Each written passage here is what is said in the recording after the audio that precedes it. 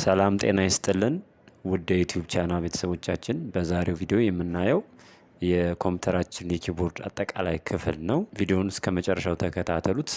ከተመቻችሁ ላይክ፣ ሰብስክራይብ እና ሼር አድርጉት። እናመሰግናለን።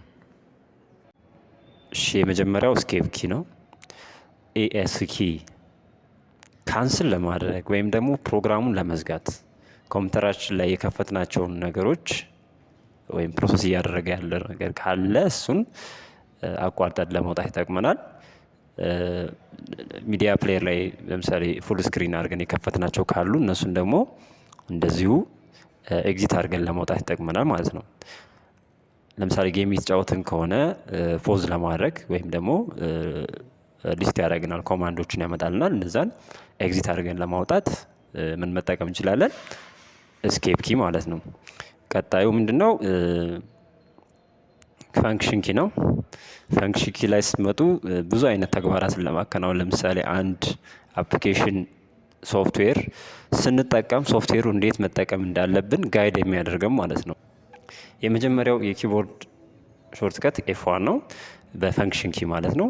አንድ ሶፍትዌር ከፍተን እንዴት መጠቀም እንዳለብን ኦፍላይን ሊሆን ይችላል፣ ኦንላይን ሊሆን ይችላል፣ ጋይድ የሚያደርገን ማለት ነው። ሁለተኛው ኤፍ2 ኪ ነው።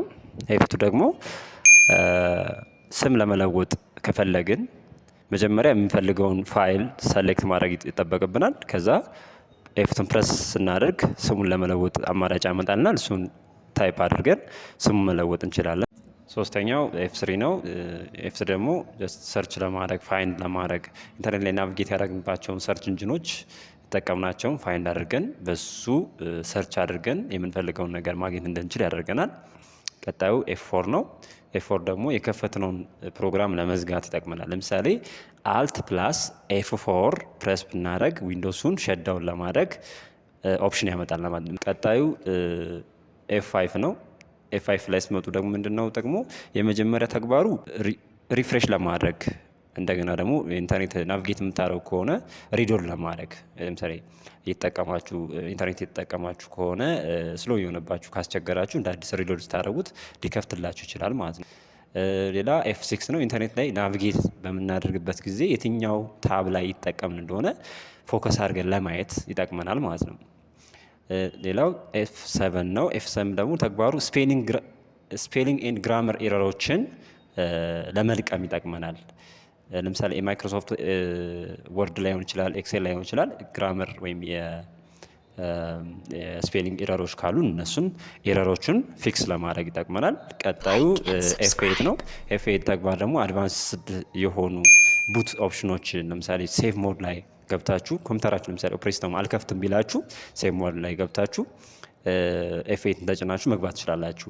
ግን ፕሪቪየስ የነበሩ ኦፕሬት ሲስተም አይነቶች ላይ ለምሳሌ ኤክስፒ ላይ ሊሆን ይችላል፣ 7 ላይ ሊሆን ይችላል። ቀጥታ ኤፍ8 ስትጫኑ ወደ ሴቭ ሞድ ይወስዳችኋል ማለት ነው። ቀጣዩ ኤፍ9 ነው።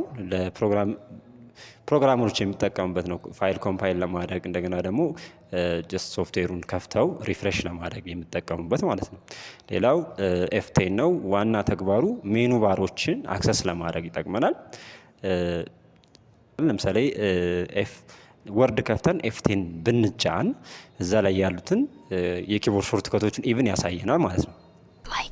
ኤፍ11 ደግሞ ዋናው ስራው ፉል ስክሪን የሆነ ወይም ፉል ስክሪን ለማድረግ ይጠቅማል።